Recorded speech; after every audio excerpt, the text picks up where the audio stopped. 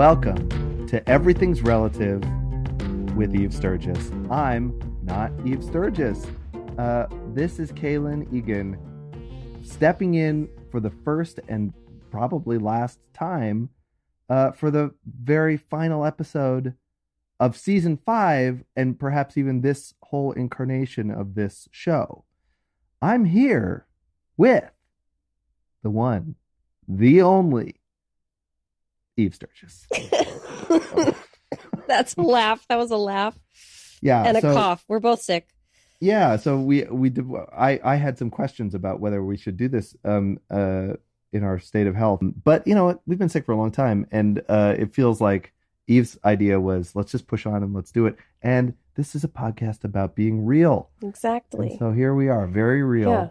By the way, we did discuss postponing this. You had said this was like 10 days ago or something. It was like, oh, we should get it done tonight. And then you're like, no, let's do it next week. I'll obviously be better by then. It will be a whole week. And instead of getting better, you got sick and I stayed gross. Yeah. So that's where we're at. But that's not going to let us. Everything's contagious with Eve and Kalen. Yeah. That is not going to stop us. So some very attentive viewers may know my name from the credits of this show. I am Kalen Egan, Eve's husband. The idea, I've obviously listened as a great fan, and Eve has been very kind to continue to credit me. But basically, I do nothing. I watch the kids when she goes to record the podcast. Sometimes that's really my contribution. But in the beginning, you helped me really. You shaped the idea a lot. I sort of helped set it up. We live together and we're married and stuff, but life is very busy. And so it's very rare that I get a chance to really say, it's not rare that I get the chance, but I don't often say what an incredible accomplishment and what a joy the whole project is and has been. And to have any association with it makes me incredibly proud and incredibly honored. So Eve, if this is indeed something like a final episode, this guy is really proud of you and thinks it's really an amazing accomplishment that you've done and built entirely on your own, despite whatever minimal little boost I had in the beginning. This is your beautiful endeavor, and you should feel incredible about it. But we'll get to all that. I mean, you could speak to that right now if you want. No, we didn't plan that. You didn't tell me you were going to say all that. That's true. So that's the other. So maybe that's another thing to set up is we don't really have much of a plan here. Mm-mm. Eve has told me what she would like this episode to be, and I will try to MC that. I think it's very wise and very interesting of her to sort of want to step onto the other side of this interaction. And I'm very excited that she picked me to be the host. But I'm not that good a host, and so this is still Eve's show, and I will count on her to step in and put me back on track if I'm ever off. But the object of today's episode is to really finally let Eve tell her NPE story, and to get as personal as her incredible guests have gotten for the last 5 seasons. And so my job, if I understand it correctly, is to push you to open up and to really share the full volume freight of your experience that brought you to this community, that sort of kicked off the idea for the show that you haven't really shared in detail yet. Is that right? Correct. Yeah, I haven't. I have a sort of standard elevator pitch version that I can tell, but more and more I've realized I don't really allow myself or push myself to really be honest about the whole story. I didn't think it was unfair to my guests, but honestly, I started to wonder if doing the podcast was a way for me to stay separate from the experience. Sometimes this is a really silly reference, but in the Blair Witch Project, there. Good movie. Can't wait to see where this is going.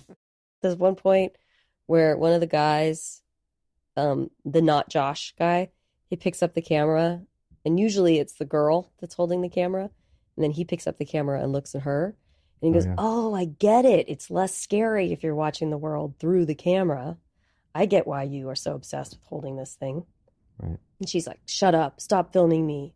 Because things are getting really tense at that point in the movie. But in that way, I started to wonder if I was doing that with the podcast, that I was asking everybody to tell their stories so that I didn't have to. That's interesting. Do you think you feel more intimidated to tell this story now that you have heard so many personal stories than you would have, let's say, if you decided to do this as your first episode, to tell your story initially and kind of kick it off that way? I don't know. I don't know if I would feel more or less anxious. It would certainly be different because 5 years have passed. And so there's lots of different details and thoughts and ways that my perspective has grown and changed. So the first telling and last telling would be interesting to compare. Yeah, it'll be interesting. I'm excited to hear you tell this story. It's been a while for me since I heard it as well, or lived it. I Right. lived it. So we're going to do that. And then I do want to ask you more about this show and your experience with this show and talking to so many people and what that has been like. And then to end this episode, we want to sort of talk about what you're imagining might happen in the future. What could happen as a sort of a season 6 or a new iteration of the same project in kind of a different format. So that's what we're going to try to do. So the first thing, I guess, really, do we need to take a break? Do we have to pause now? Yeah, we have to set up a space for that adorable commercial Yeah, it's a with good our one. kids. Okay, so let's do that now. Quick commercial, then we'll come back and we'll hear Eve tell her story.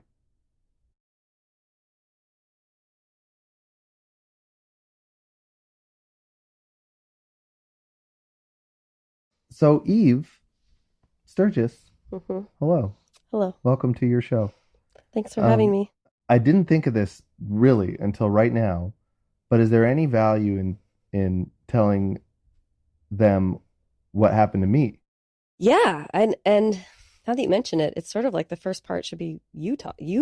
I won't take very long to do this, but Yeah. it is, I just did think like, oh, it's funny, like this all started because I got a weird message. Yeah.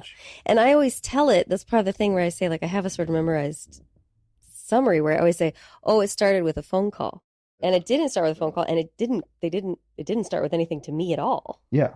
I mean, I used to tell this as well, but I haven't told it in a while. But let me see if I can do it in a way that just sort of cuts to the chase fairly quickly. So in 2018, I still remember where I was. I think I was like at my office or sitting in my car, maybe even, and I was checking Facebook, or I noticed I had a Facebook direct DM. And I was like, okay, this is weird. And I would just delete those. Like, and this one was From a stranger, from someone I in didn't the know. other count, in the other file. Yeah, it was just like, oh, it's a message from some rando. And I didn't know what it was. And it had been sitting there, I guess, for weeks or something, a few weeks, maybe a couple weeks. And instead of deleting it, I clicked it, and it was from somebody named Peter. Mm. I can't say Sorry. names. You can say his first name, just don't say his last name. Oh, okay. Sorry. So I got this message from a stranger whose name is Peter, and I opened it, and I don't usually tell this. People kind of know where this story is going, so I think it's fair to sort of spoiler alert this thing. But as soon as I saw the guy's face, some bells went off, like some strange alarm bells went off. At the second I saw his face, and the content of the message to me alone basically was, "Hello, my name is Peter, and I have some information about your wife that you may want to know." Basically that. Like it was maybe like a degree less creepy, but that was basically what it was. I agree. It was maybe a degree less creepy, but really not by much. And there's a hard way to not make that creepy. Yeah, and he included in that very first email some details about Eve's life that I knew to be like true. But the part that made it super borderline ultra creepy was that he said, and if you reach out, like maybe she never needs to know about this or something. Yeah. And it was Yeah. what? Oh wow, I forgot about that. Yeah. And so first thing I did was screenshot it and send it to Eve and be like, what is this? Do you have any idea what this is? And I actually probably would have deleted it, except that he had included some things that said like, I know this year was going on, and those things checked out. So I was Yeah. like, well, Eve, what do I do? Like, what is this? Yeah, and I can say that this is the stuff I don't normally talk about, so this is a good opportunity for me to take a beat and say that I had there are some like details of my childhood that are fairly complicated to get into, but it includes having a foster sister who I grew up with. Her name is in the message. So that was one of the first like details that clued that just set off bells that he really did know what he was talking about, or knew me, or knew my parents. And he mentioned like an address and a town and all those. Right. It was not in a stalker way, address of a town, but in a like really personal, intimate. Nobody knows these details about my life, especially they might refer to those things with my parents, but not me. Yeah. And because he mentioned my sister, I call her my sister, it scared me. And that's stuff I don't talk about very much. I just was very scared about what kind of information he was suggesting that he had. Yeah, but you didn't have a very first blush instant thought about what this was. No. And I consider myself, or did consider myself, like very close with my parents. And they have a very they've always been very open about their life and their friends. And like there's no friends that they have that they grew up with that are a part of their biography that I don't know the name. There's like nobody that would come up. So for a name, for this man to have a name I had never ever heard, but he knew this incredibly intimate information, felt scary. Yeah. So I sent that to Eve, like texted it to her. And I think that I don't even think we spoke, but she texted back like, I don't know what this is, but I guess call him. I think Eve was sort of like, there was a phone number.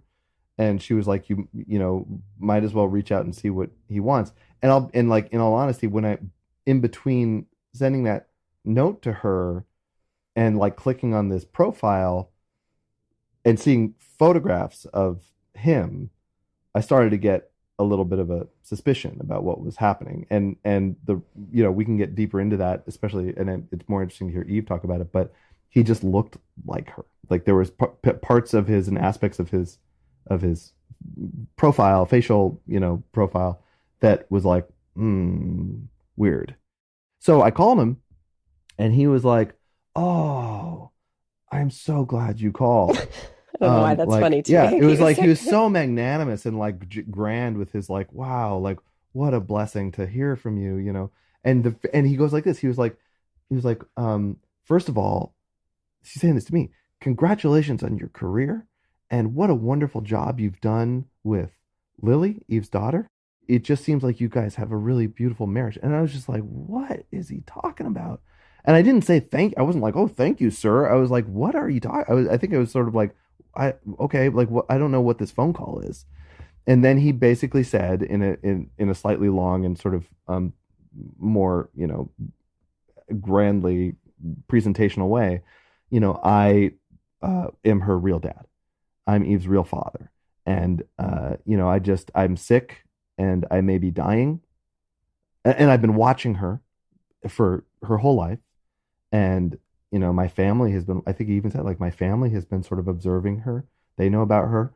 But I wanted to respect the distance that, her mother clearly wanted. But I did not want to die and have her think I had, and then have her find out later and think I never tried to reach out. And so I was like, well, that is a complicated narrative you've just spun, sir. And so I was like, okay, like I'm gonna talk to Eve, I guess. And he's like, yeah, please do. So then I remember trying to call Eve, and I don't actually totally remember where you were. Maybe you were at work or something. I had been in a meeting. Yeah, and I told her what I found out, and then we went to Barney's Beanery. That's always the funniest detail to me. But then you take over because now you're in the scene. So you tell your experience from here. Yeah. Oh boy. So all that happened unbeknownst to me. I went to work and felt fairly determined to have a as regular as possible day, and then the messages came in. So Kalen came and got me, and for what it's worth, it was raining, which is so unusual in LA, which just makes the day all the more surreal. And I got in the car. I remember sitting in the car and feeling very small in the car, physically. Like I was very tiny in the seat. And you sort of like queued it up with a like supportive statement of like, hey, like you didn't say hey, but like, oh, something it was very sweet. And like, hey, I just want you to know that like I support you and I love you and I think this is a big deal, but I'm going to be with you through the whole thing. And at that point, it's like if there had been like a ticker tape or a movie screen of ideas of what this could be about, by this time it's going so fast that it's just chaos. And it's not panic, but it's like at first it was like, maybe it's this, maybe it's this. And then by the time you're getting to that statement, it's like, it's this, And you said, he thinks he's your dad. Yeah, I haven't like relived this moment, I think, since it happened. I don't know that I've talked about it, this very moment. I think that I was smiling because I think a lot of people would understand this sort of like absurdity of it. Of just like, what? Like I have this physical memory of my cheeks and my jaw being sort of tense in a stuck smile. And you said, I think, something along the lines of like, what should we do? What do you want to do? And I said, I think we should eat. It could be in that moment also. So that same morning I had broken my phone. And it shattered. I remember that too. So yeah. like so it was like, okay, the first order of business is that I have to have a phone. If this, because of what's happened. And then I need to eat. So we had this, so you drove like 2 blocks around the corner to the phone store. And that is memorable only because I was having my first or most clear like Alice in Wonderland moment where the world was sort of spinning. Yeah. Slow motion. Upside down. I was like, oh, this is what, and I think I may have even said it out loud, like, this is what people mean when they say through the looking glass. Like, it really was like my vision was either inside my mind or really outside, warping. So I got my phone and we could Google him. And the very first thing, I didn't have the feeling that Kalen had when he looked at the pictures and thought something about this looks like Eve. I didn't think that. It wasn't like, oh, I was looking at myself, except for the frickin' eyebrows. Yeah. Which have been like a point of like physical uniqueness that I have had my whole life, that have been commented on my whole life by everybody. I have his eyebrows, or he has my eyebrows, or, I just thought like immediately, oh, it's the eyebrows. Now I know where I get the eyebrows. Because I remember it being incredibly surreal as well. But I actually can't sit here now and tell you if I remember thinking, oh, this is guaranteed true. But even though I knew those photos looked very familiar, but did you feel like, oh, it's true? So either he said to you in on the phone call and then you relayed to me, or we saw it on the internet when we looked him up. There was things about his life that were church related and my family was very church related at the time of my conception and birth. And he was from Washington, D.C., and that is where we lived. And there were just things that fell into place like very quickly that made it feel like it must be true right away. And I knew, and I've worked a lot in my life with therapists and, other supportive resources, to not be impulsive. So I knew there was like a responsible step we could take. And I think it was like, well, a DNA test would answer this. And so then I could freak out. It's like, I don't need to freak out or freak anyone else out. There's a really easy way to solve this. But everything was lining up quickly. And there's definitely it wasn't like Because I mean, when I first got the message, I was like, "What's this grift? What's this shakedown Hmm. money, or whatever it may be?" But that seemed to go away with the phone call to me because there wasn't really an ask. There was kind of a narrative as opposed to a sort of request or something, you know. Right. Um, but yeah. So anyway, so then, I mean, I guess we'll move ahead because then we did the test. He went to a place near him. You went to a place near us, and we waited like the week or something for results. Hmm. And then Yeah, and it was like, what was going on between, those periods before you got the actual answer? yeah, more surrealness, more carrying on with life, but sort of feeling like there was a I don't know, like a saran wrap of this other reality, like surrounding everything or between me and everything else. And I have very visceral memory of the woman swabbing my cheeks in the lab, going into some lab, and you have to go in. It was sort of like a system where you went in with all these envelopes and things that sealed and tubes and felt very forensic.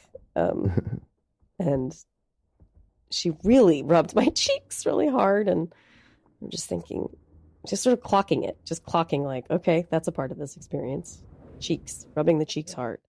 There's another thing that I forgot that I sort of wanted to introduce here, which is interesting, which is that I remember when this happened, you had been trying to sell a book proposal about you and your life and your relationship to your parents. Like all of that was kind of part of it. And I remember some of the feedback was like, it was almost as direct as it feels like there's more to the story, or like the Hmm. story is like not fully there or something, or you need to find the angle that is like more true or fulfilled or whatever. Yeah, it was just like, and I even do this. I can only describe it like with my hands by like making hand gestures that something was missing, Right. and I knew it, and the people that helped me write knew it, and it just felt like I had done everything I could, Yeah. but knew it wasn't there, but felt like it was, I could go out with it because I didn't know what I didn't know. I only wanted to bring that up because I remember so much about the first year, 6 months or a year or something, being kind of like, oh, well, there's some version of an answer, but what an impossibly complex answer that doesn't just fit into the narrative that you developed for about yourself that you're still probably, kind of processing. I remember it sort of froze your writing about your life. Yeah, it absolutely freezed my writing, absolutely. So then you got the results, and did your feelings change? Did the surreality start to fade? Like how did that settle? No, I think I had one of those, like it was surreal because it wasn't surreal, or it was an odd moment because I didn't have very many feelings. Like when I opened the letter that confirmed, that he was 99.9997 or whatever, percent paternal match. I kept I thought I would have feelings in my body. Like I thought I would feel a wave of something, not unlike, like thunder would have boomed or something, the mirror would have cracked. And it was nothing. Like the world was the same and I felt the same. I remember where I was in the house. So it was kind of like, okay, now it's on to the next step. It's so weird. It's so weird I kind of don't have words for so much of this. I mean, it's hard for me to describe, but because it's somewhere in there, I became extremely worried about my parents. Did you feel that before you read the letter, or did that seem to start that anxiety? I don't remember. It all kind of blurs together. I mean, I know you made a very conscious decision not to tell them that any Yeah. of this was going on before you had results. Yeah. If you can remember, kind of who were you telling, and who did you feel comfortable talking to about it?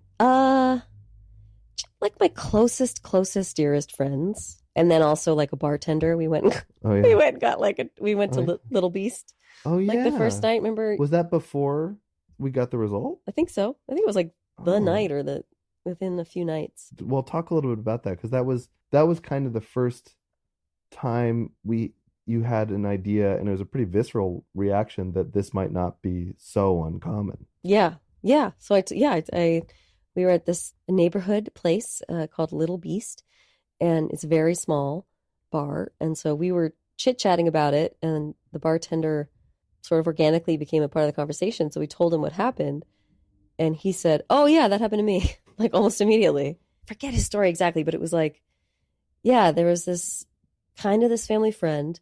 When I was 12, he took me camping, and I thought that was kind of weird. And then later, my mom was like, "Yeah, that guy's your dad. It's not the guy that I'm married to, or whatever." And there was something weirder about the story, but that's like those the details I remember is the camping trip. I think there was a woman at the bar too who was like, "Oh, I know someone Yeah, who that happened yeah, to," it and we was were like, just like, "What is this?" Like, yeah, it was. It felt, and I actually then remembered some people it had happened to in my right. life in different ways, not through direct to consumer DNA tests, but similar weird, phone calls or someone visited or a letter came.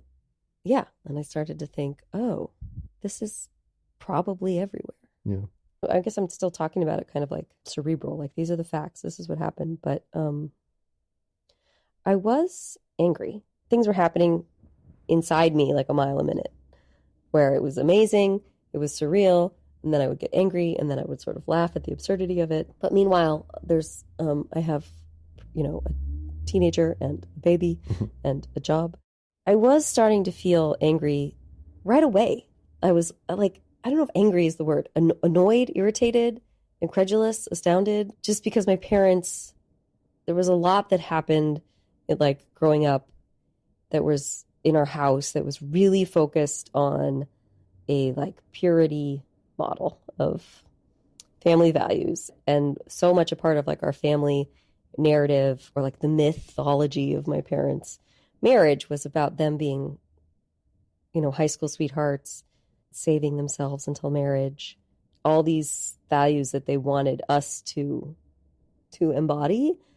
And knowing, although I had never articulated it maybe out loud, but that I had failed at all of that in so many ways. I couldn't do it. I wasn't as strong Across your life, yeah, not now, but no, like you not were now, but looking like back at. over my life, I had started failing and never been able to connect with this side of them. And, and like the most obvious example is that was for everyone to see is that I got pregnant when I was 22 in college, unmarried. There was just a lot that went unsaid during that time that but was very, very, very felt by me about all that, about shame, I guess. Shame. So that being the most obvious example, but just sort of a whole lifetime of. So this possibility and then reality, that just made you feel like they had been completely hypocritical, or Yeah, I guess it was hypocrisy was what I was thinking about. I mean, maybe not even more like just bullshit. Like what? Like, are you kidding me? Are you kidding me? You had so many opportunities to explore the imperfections of being human and grace, maybe giving us grace or allowing for grace or giving space for grace. And there just wasn't any of that. And of course, like as an adult, especially as a therapist, I understand a lot about deflection and reaction formation. And I can understand a lot of what was happening unconsciously for them, but especially in those first, even now, I mean, but especially in those first days and weeks and months, I was having a lot of anger, disbelief. you did eventually go to your parents with this information, and I thought I would talk to my mom first, and I was very concerned about, well, two things. One is that I knew that she would be upset, which feels obvious, but I knew that this was going to be terrible, terrible information. I felt angry, and I felt right in my anger. and I felt confused, and I felt like I really wanted to process this my way, my experience, my way. And I wanted to hold on to that. That felt very important and like precious to me. Not just the anger, but all of it. I wanted to hold on to this. And I knew that she was going to be so upset. And it is so hard and impossible for me to see my mother in pain that I knew that she would ask me to promise things that I would agree to, that I didn't want to. So I knew that it would be, whether it was, don't tell anybody, don't tell your dad, don't write about this, let's pretend this never happened, don't ever say that name again. Like, whatever it was, I knew that I would be like, okay, it's okay. I would tell her, I would tell her it was okay immediately. I would tell her, I would do anything I could to like relieve her pain.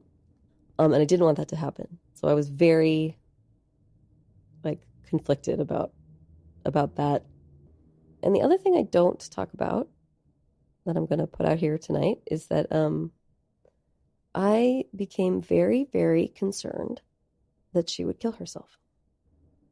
I don't know if anything needs to be said about that, but I have a very, very, very clear image in my mind of what I was afraid would happen.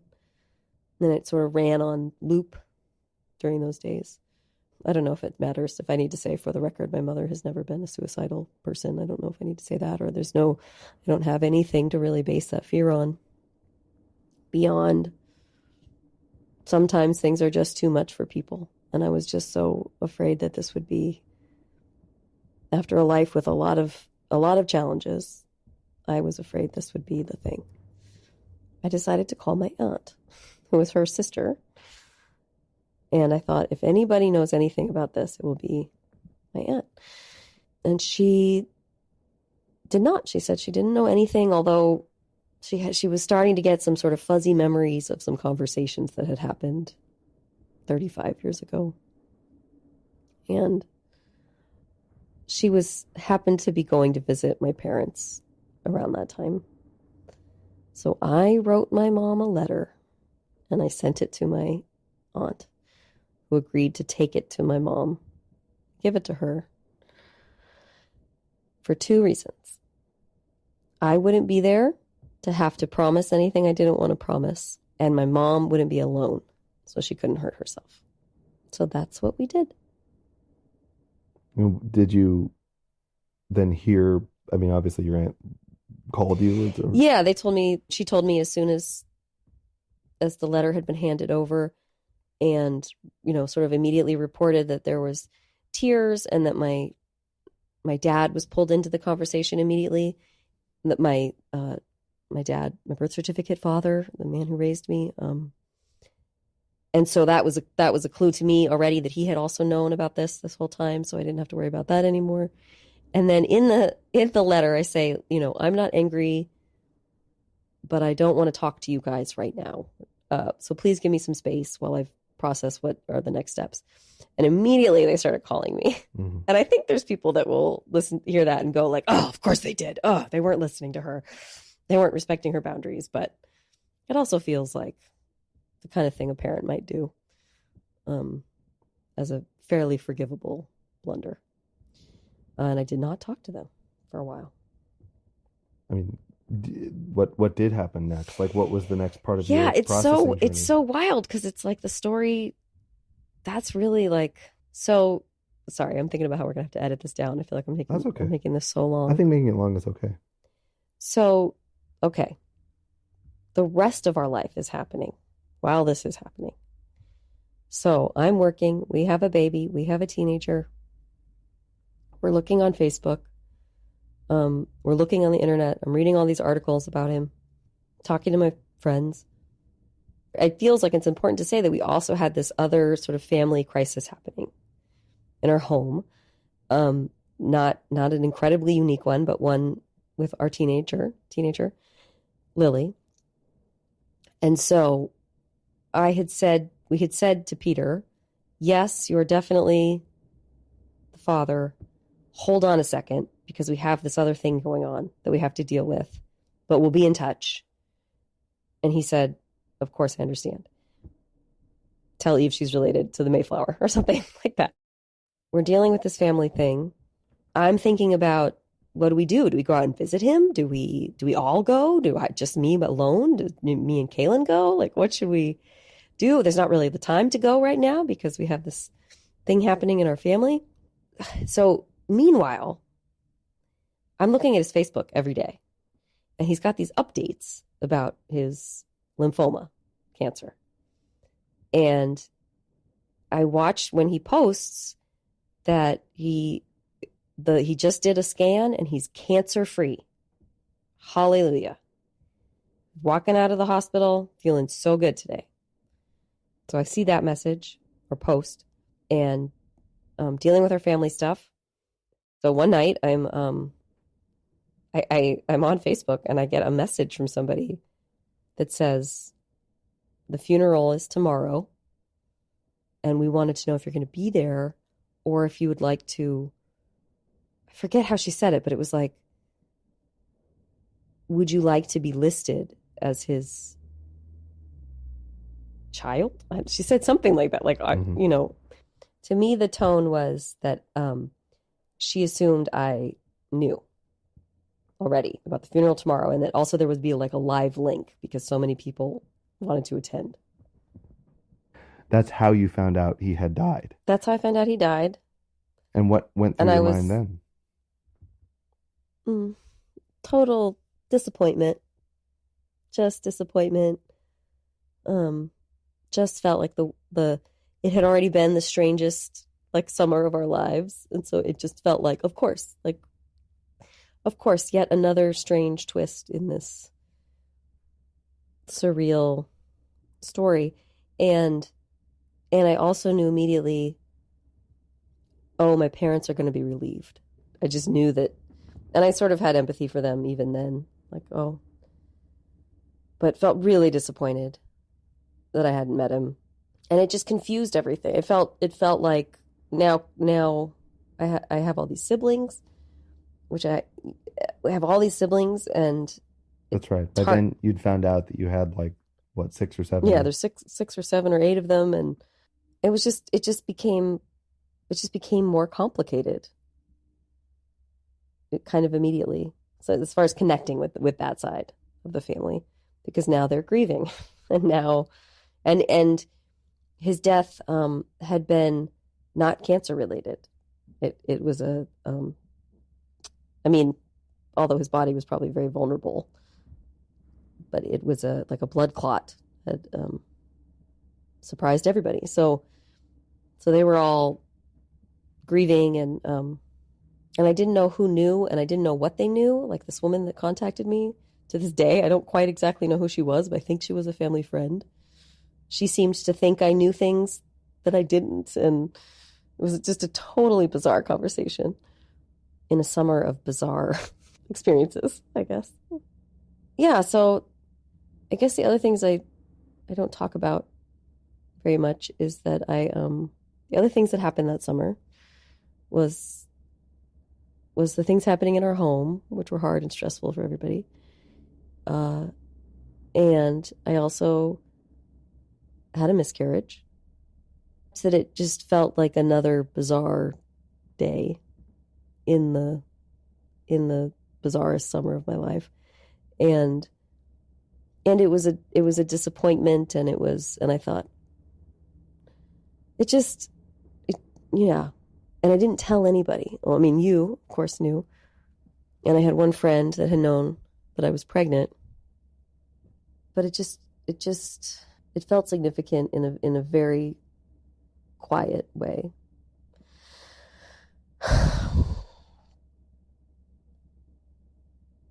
I'm curious if you can talk about how those things are related in your mind, know. other than maybe just the time, but when do you associate them as the same kind of emotional experience?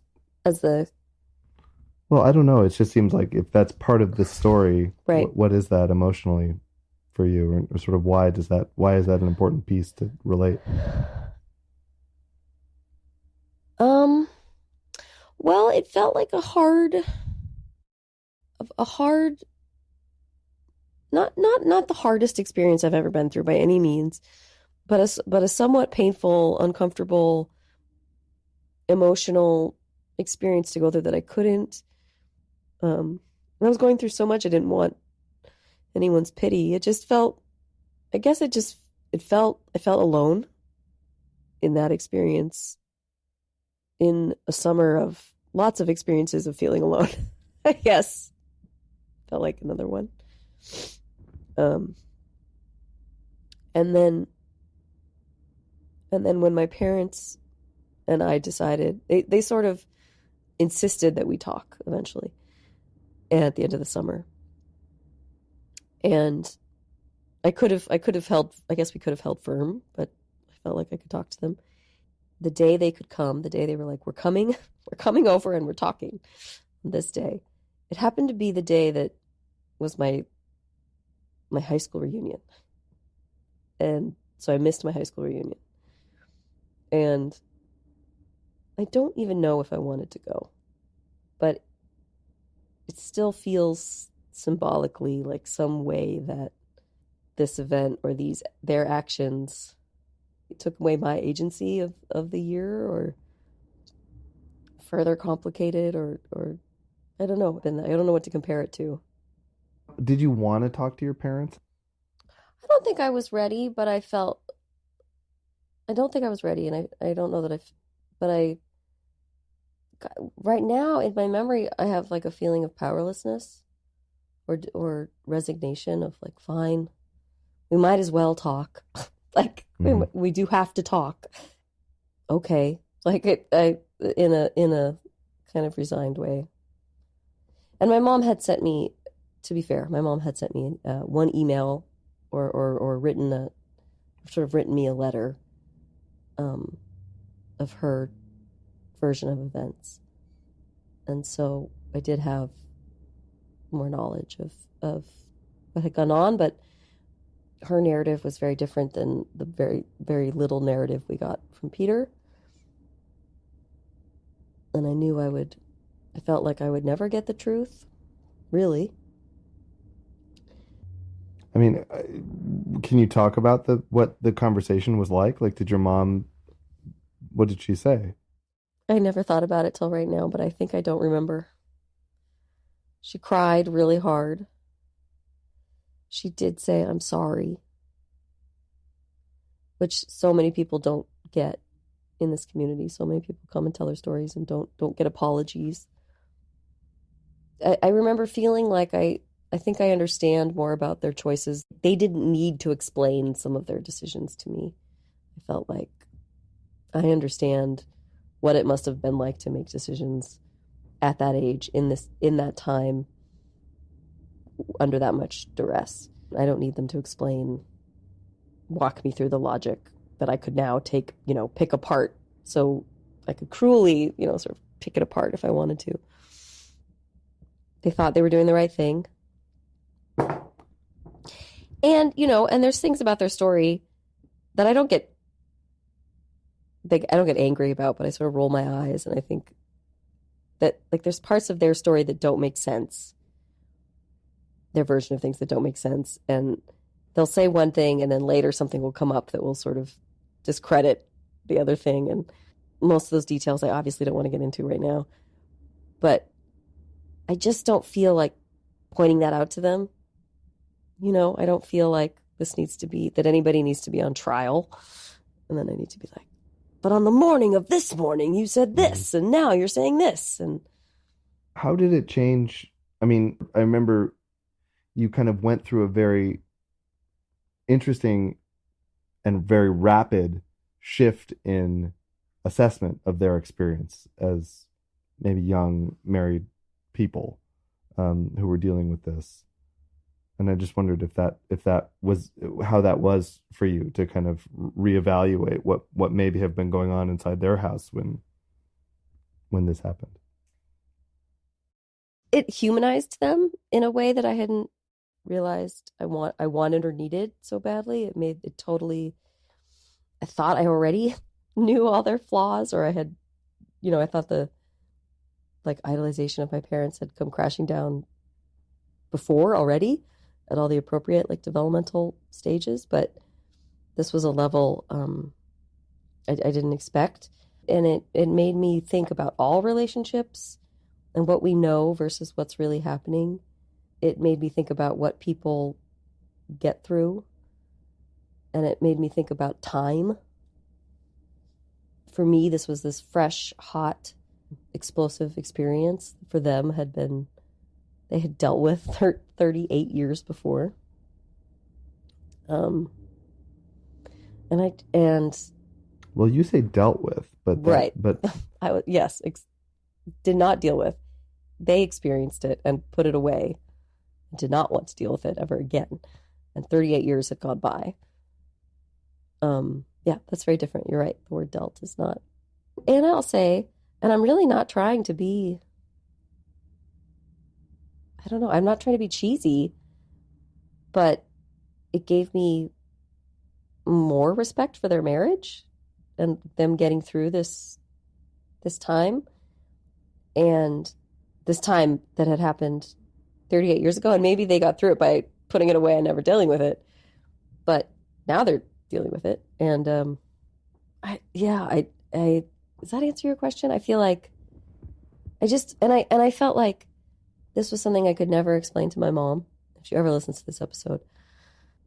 I felt very sympathetic to her and saw her as a real human female in a way that I had never considered before. And that was a really powerful experience, to feel that way about her.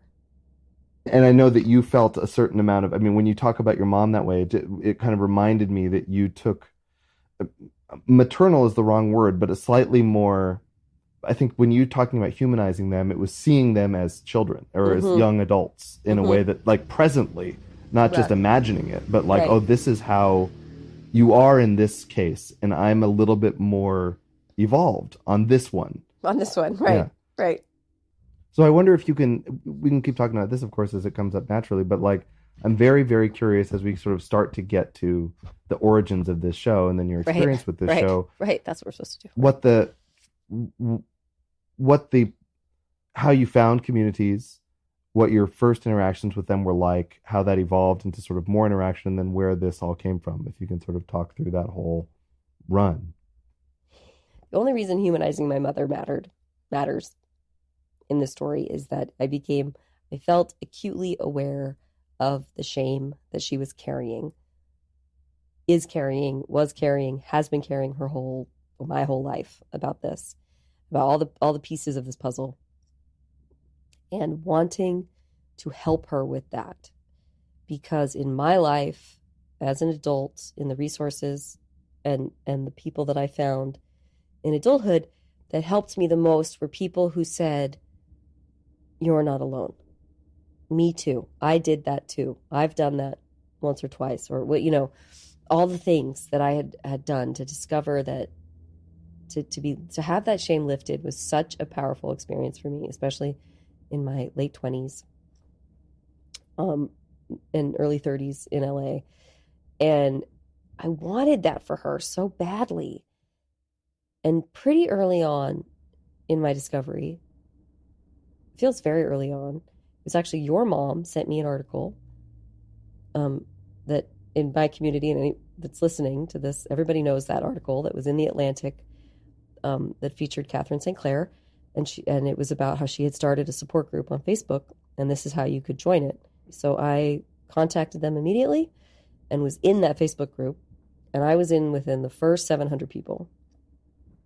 And I sort of jumped in, as is my nature. And everybody, it's so funny. It's a Facebook group, so it's not real, but it's like everybody's talking with each other. It's like going into a huge party or convention or something, support group, I guess. And everybody's telling their stories. We all have these commonalities and differences, of course, but, and I'm seeing in real time, I'm watching this group grow. And, for anybody that doesn't know, that group has like 10,000 people in it now. And I watched it grow like person by person every day and was like, oh my gosh, this is happening. And I was relieved for me, but what I wanted, I don't know if this makes any sense, but what I wanted was I felt sort of excited for my mom because I wanted her to know that this was happening all the time. And maybe the problem was in the system of marriage and communication and relationships and religion, and not the problem was her. And I wanted her to see that. And I also I just thought, oh my gosh, everyone has to know how common this is. And how this is, we're walking among you. You're walking among us. Like, it's everywhere. We all should know this so that we can make better decisions. I wanted better informed decisions.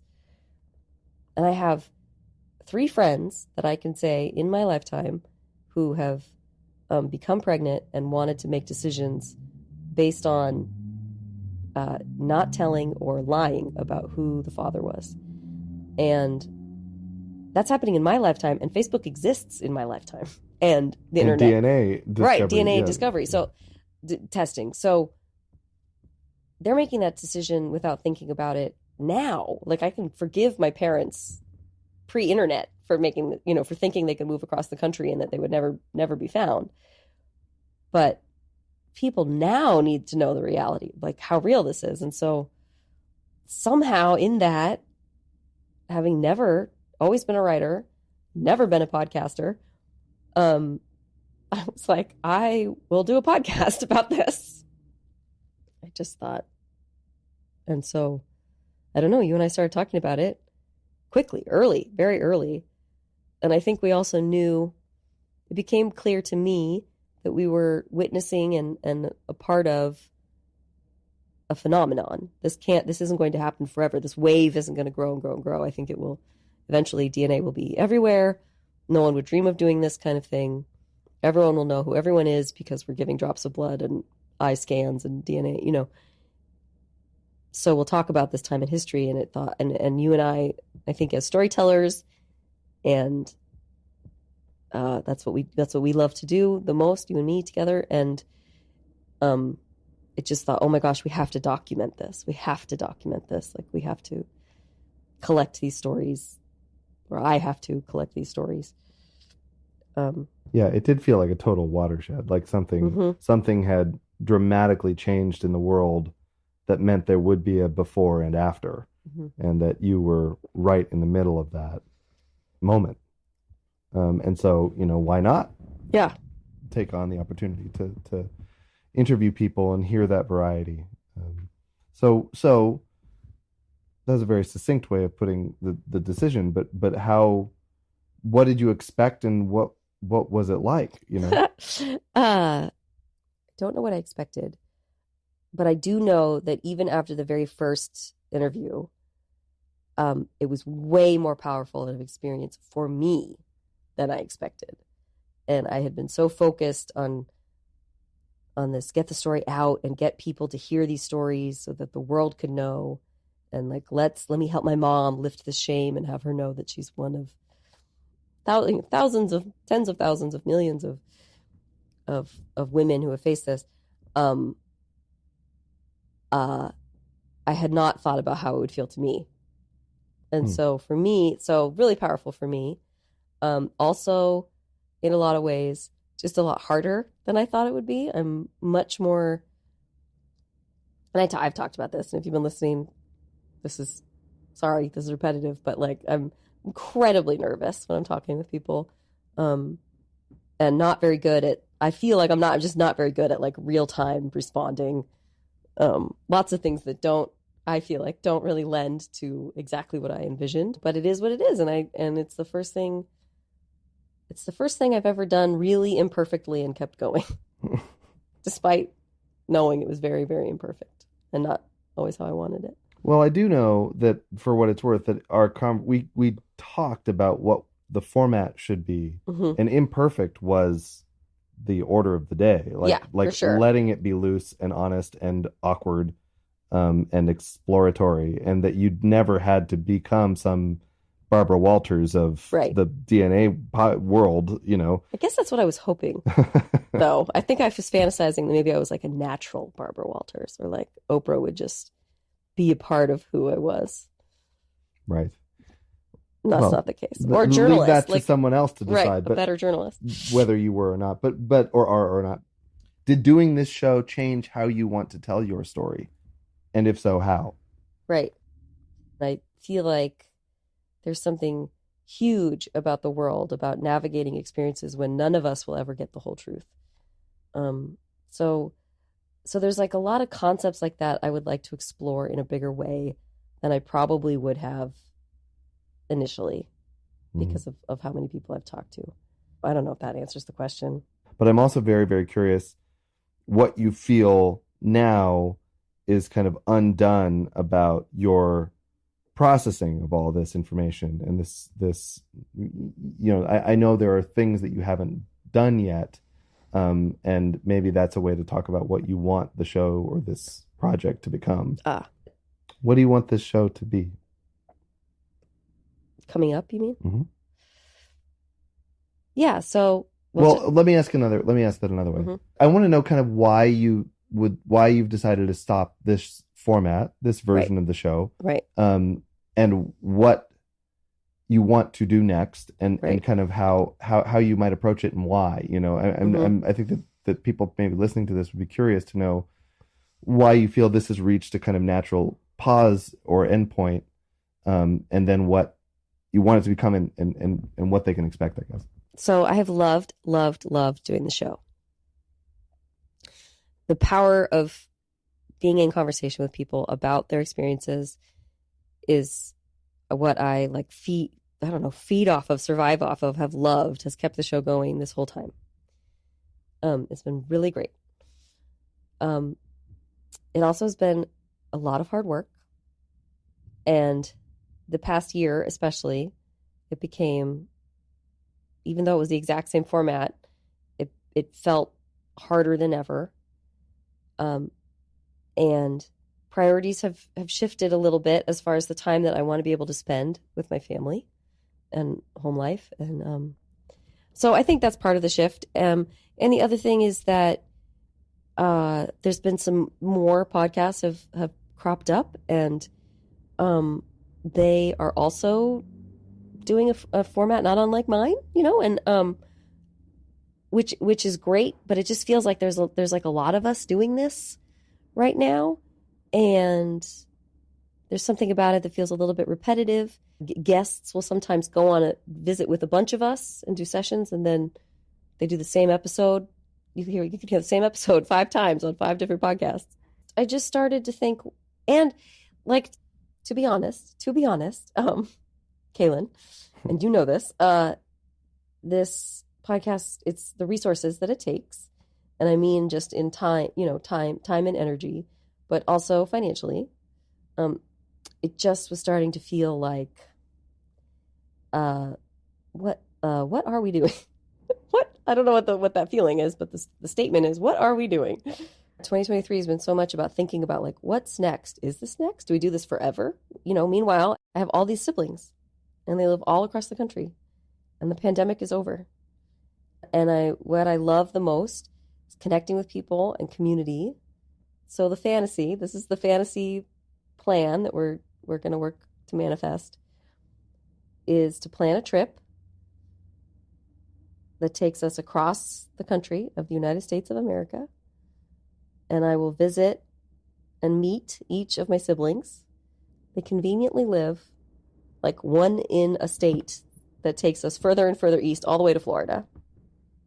And I would love to visit each of them and talk with them about who Peter was, what it meant to them to have him as a dad, discuss or explore what it means to me if he was my biological father, if it means anything, and meet up with anybody and everyone from the DNA discovery community in between each sibling, for barbecues or dinners or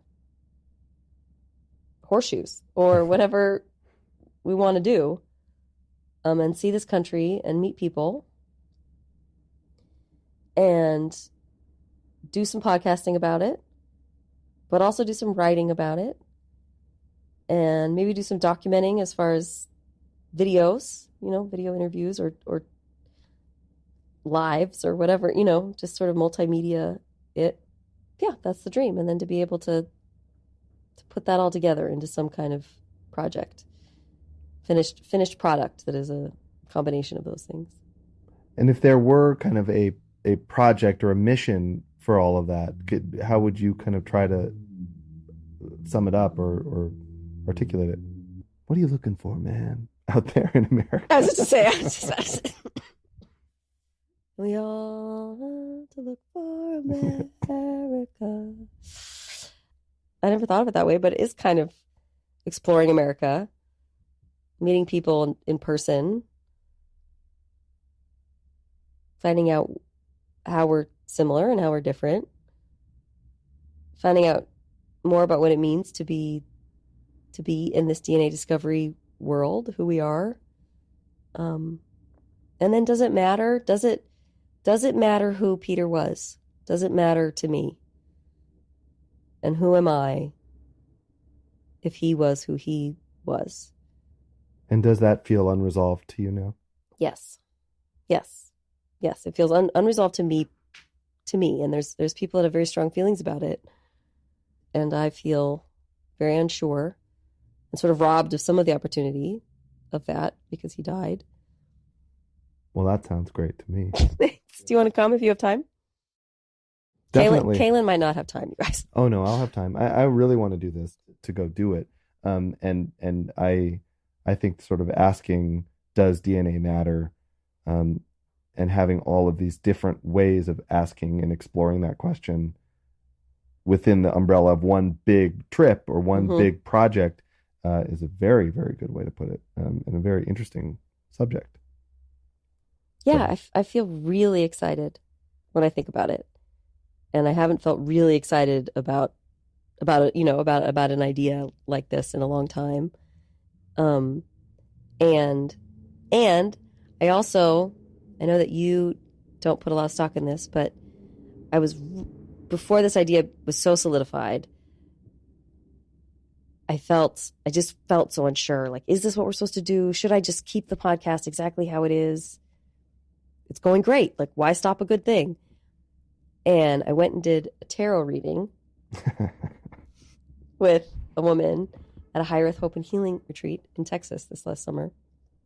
And I don't know if you are listening, if you know anything about tarot, but I had the most powerful reading I've ever had.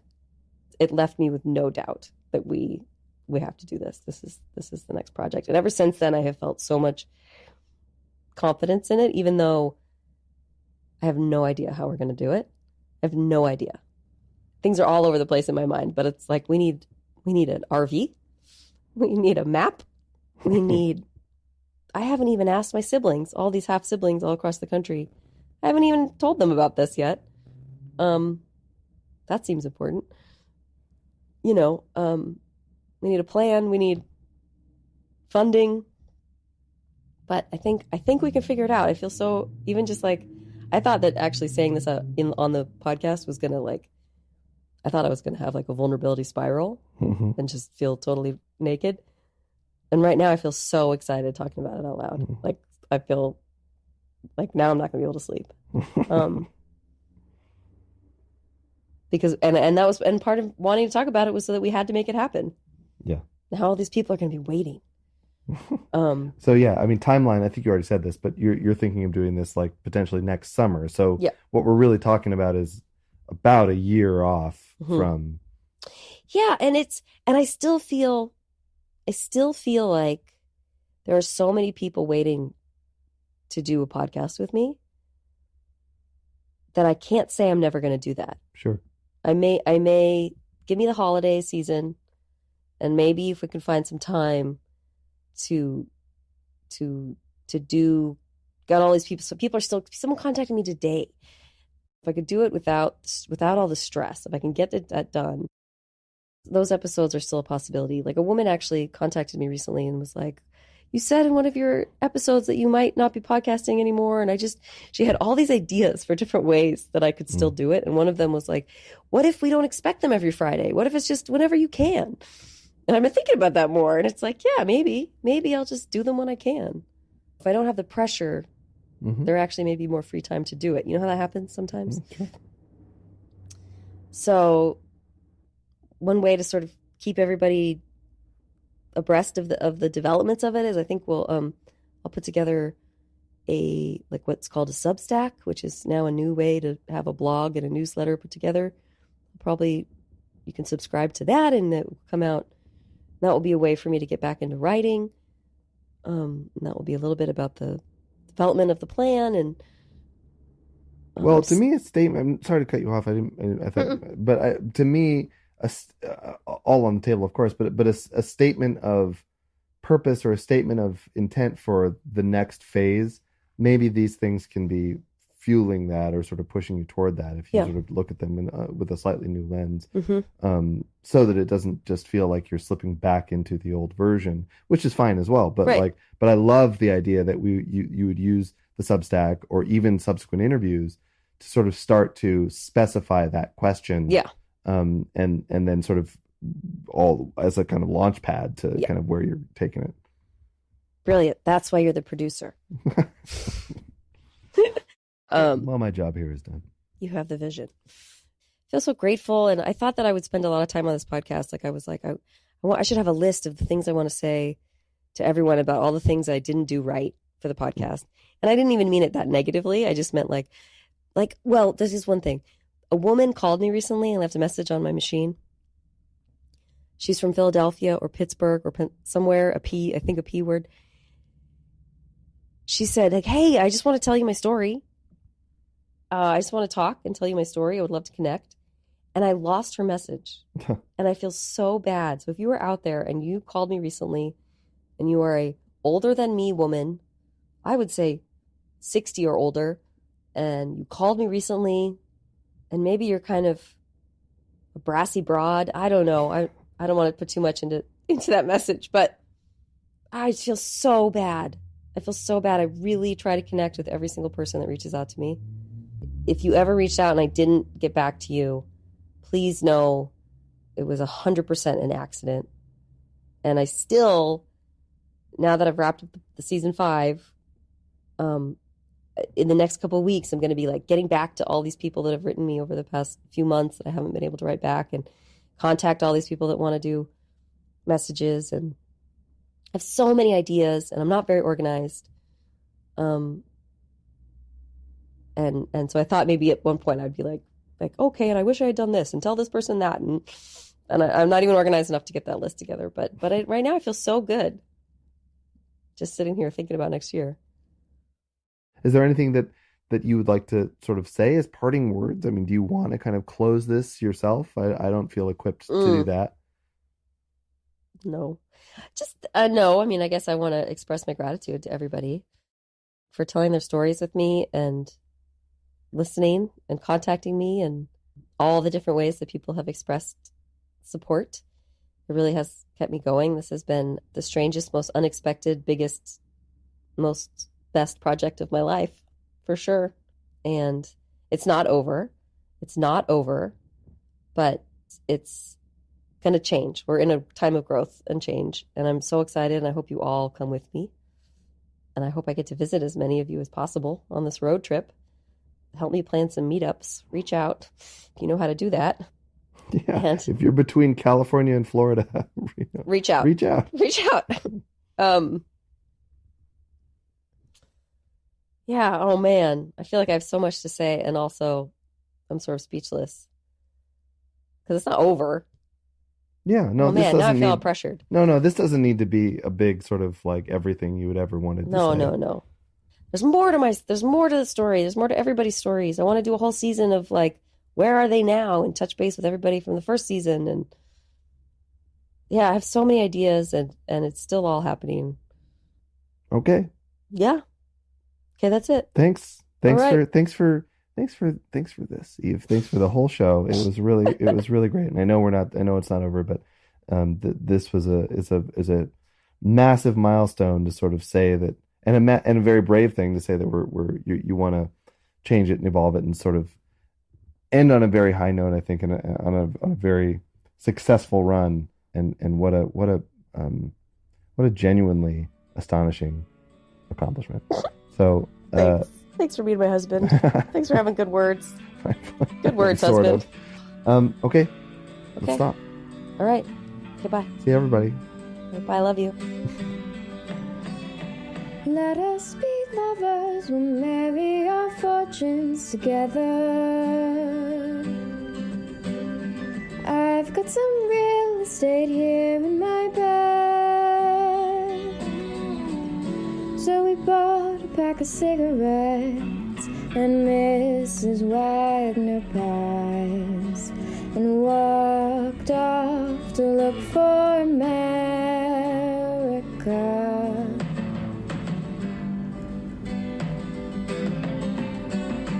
Kathy, I said as we boarded a Greyhound in Pittsburgh, Michigan seems like a dream to me now. Took me 4 days to hitchhike from Saginaw. I've come to look for America. We still have little kids. And I realized also, I was like, what is so different about 2023? Like, why is this the hardest year of my life? Not the hardest. 2018 was for sure the hardest, but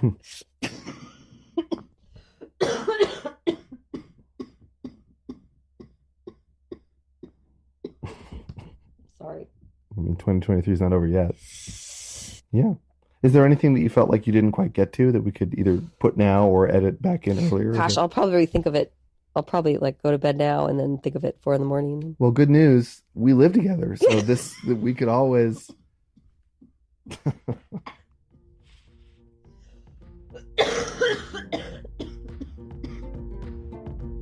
Nothing but romance at this house. Podcasting and coughing.